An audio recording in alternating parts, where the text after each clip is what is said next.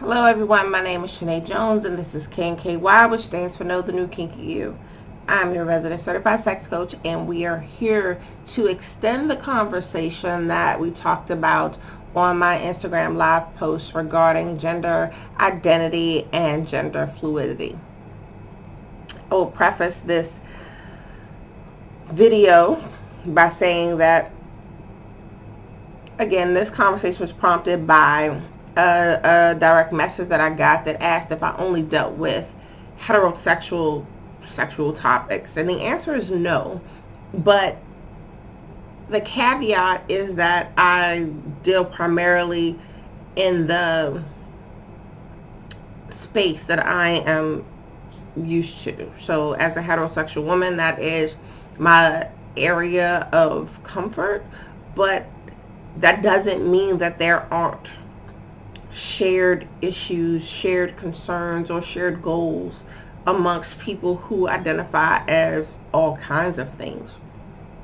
And in the live repost, and if you haven't seen it, please go back and watch it, we talk about the fact that, or at least I talk about the fact that I'm the only one talking actually, how over the course of the years, the evolution of sexual identity and of sexual orientation has evolved, and it's still evolving, and I have mixed feelings about it, because although I am embracing the fact that people are able to connect to something that is closer to them, I think that there is a divisiveness in the fact that we all have sexual issues and sexual concerns, and being a heterosexual doesn't exclude you from having those types of feelings. So I think that we need to do a better job of opening the lines of communication and being able to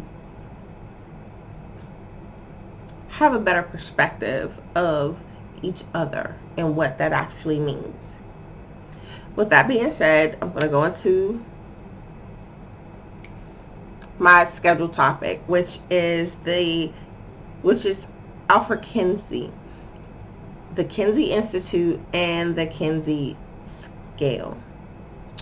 So, Alfred Kinsey and the Kinsey Institute and the Kinsey Scale, if you watch this episode, and I will tell you that there's a movie that I was required to watch as part of my sex coaching training. So if you decide to go back and watch this movie, everything that I say is going to be a spoiler alert. So if you don't want to have a spoiler alert and you want to watch the movie, please stop the video now, go watch the movie, and go come back so that you can see what it is and be able to participate a little bit more engagingly in this conversation. Otherwise, feel free to listen and go watch the movie and tell me what you think. So Kinsey, he was a scientist. He was a professor of zoology where his focus was on insects. He studied gall wasps. And when he got married, he was a virgin. He and his wife were both virgins. And it's probably fair to say, at least based off of the movie, that their sex life and their marriage got off to a rocky start.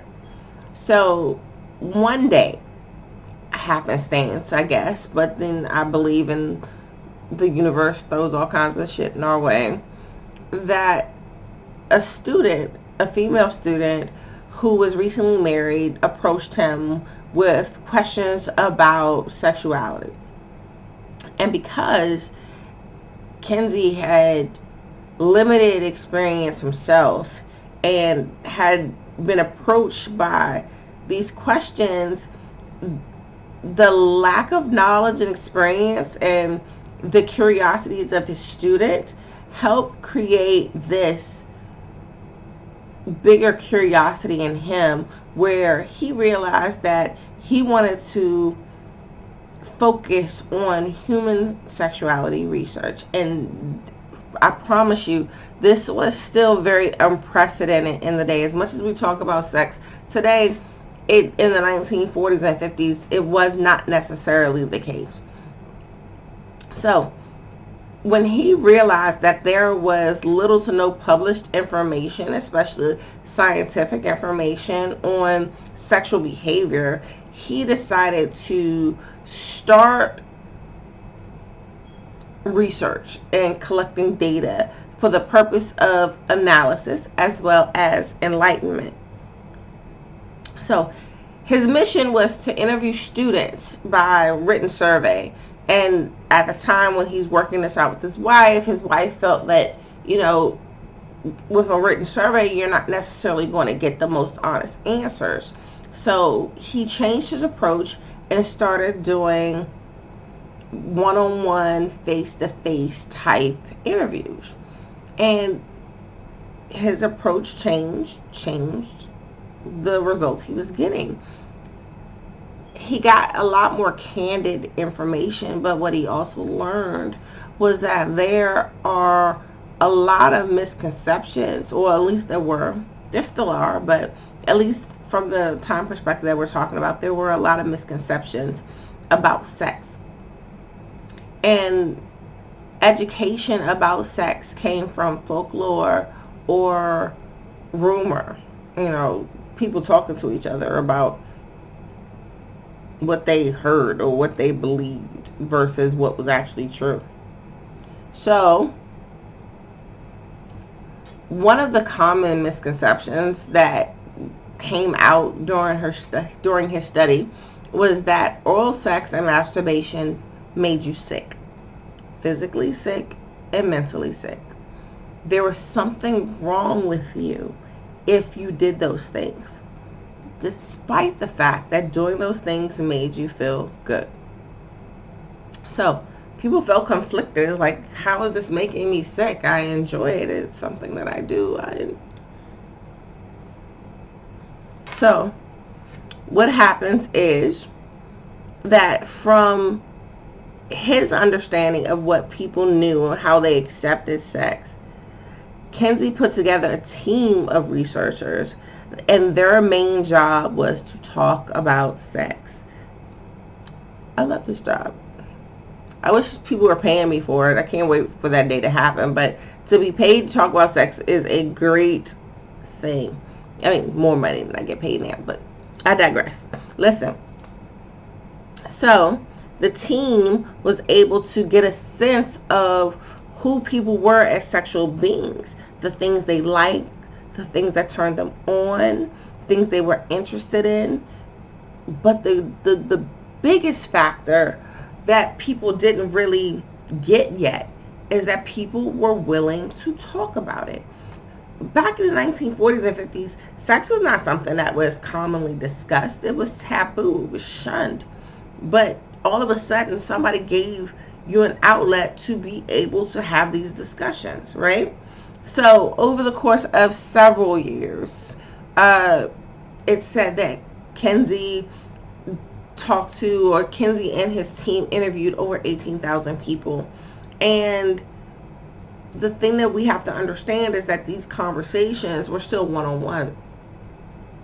And not all of these conversations were easy. Now, mind you, I watched this movie, Kinsey, and I remember in the movie there was one particular character who I would consider a sexual deviant. And I use that word very sparsely because I honestly believe that people can like who they want to like. You can fuck who you want to fuck. You can, as long as it makes you happy, I'm good with that. But this particular character also got off from having sex with children and animals. I have a big no-no when it comes to certain things, and consent is one of those things that is my line of toleration. Children and animals can't give consent, so you shouldn't have sex with them. One of the things that we have to understand is that by having these conversations, that by Kinsey learning these things about people didn't affect the fact that they happened. all we have to do really is understand that these things happen. But we don't necessarily have to accept them, and we don't have to necessarily believe in those things. But we can acknowledge that these things happen. So, the study involved, or actually resulted in, 2 books. So the first book was published in 1948, where we're talking about sexual behavior in the human male. Now, I will tell you that this particular book was a revelation, where no one had cataloged the vast information about male human sexual behavior, right? Where people were really curious as to what drove male sexual patterns. Kinsey was actually able to get additional funding for research. He grew his team and conducted more interviews. However, in 1953, he published a second study, which was the sexual behavior of the human female. Now, I don't know if you can guess what it is that I'm about to say, but the release of this study did not get the same accolades as the first study. What this study put out there was that it shed a light on the fact that women are not just the sexual objects of men, that we enjoy sex, that women enjoy oral sex, giving and receiving, that we enjoy masturbation, anal sex, that women are freaks, and that we're kinky. It was a hard thing for society to kind of wrap their heads around.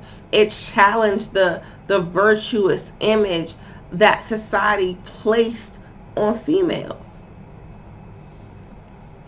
The reflection of who we are did not sit well with mass media. Kinsey lost his grant, the funding for his research staff, and I'll let you ponder about why it is that the female study affected the public differently than the male study. So comment and let me know what your thoughts are about why you think it was taken differently. But here are a couple of other points about the movie that I found quite interesting that influenced some of what happened.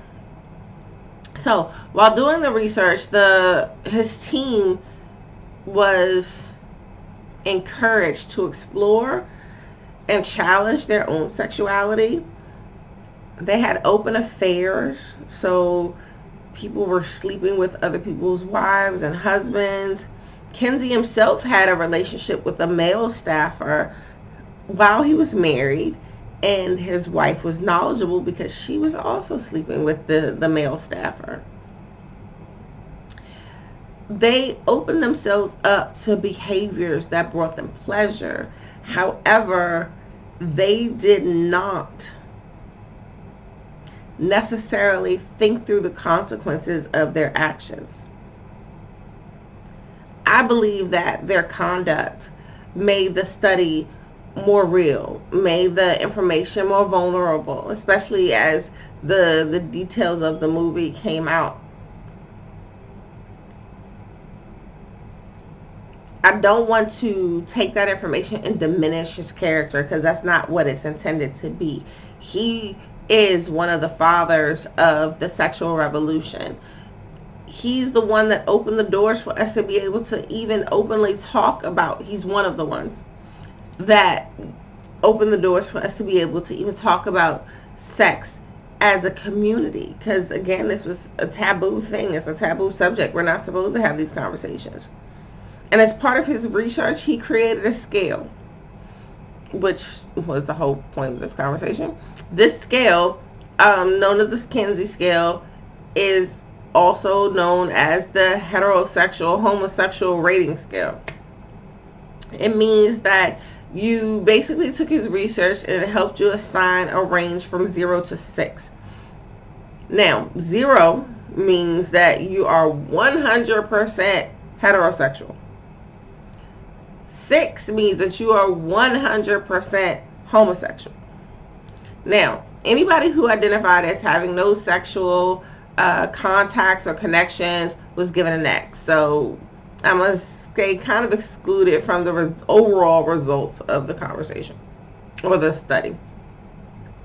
Now, Kinsey's research reflected that very few of us are a 0 or a 6. And this is where we start talking about sexual fluidity. Because especially as young children, when we're just learning about our bodies and learning about our hormones and learning about what attractions mean, we can play with our attractions. So you have those moments, and these are generalizations, characterizations, not direct accusations about anybody or anything or your situations you may or may not have been in. But if you were a boy who happens to be around other boys in a locker room and you happen to see each other's penis, you might look as a point of comparison, or it may have made you sexually aroused, maybe. If you're a girl who is at a sleepover and you're curious about what it means to be touched or to be kissed, how do you learn? You perhaps, kiss your best friend in at a sleepover. It shit happens.